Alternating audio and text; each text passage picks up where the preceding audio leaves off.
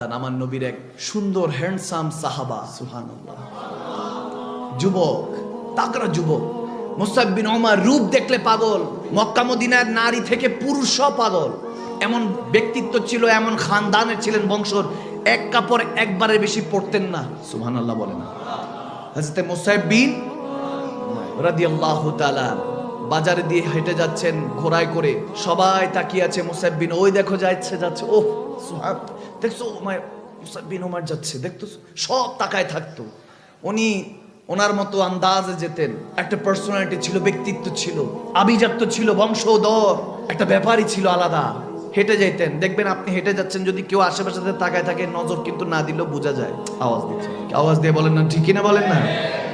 আপনাকে কেউ দেখতেছে, এটা আপনি মনে করেন তাকান না, আর চোখে তাকান লাগে না, বুঝতেছেন যে হ্যাঁ কেউ একজন দেখছে। আপনি যদি সুন্দর ওয়েল ড্রেস আপ করেন,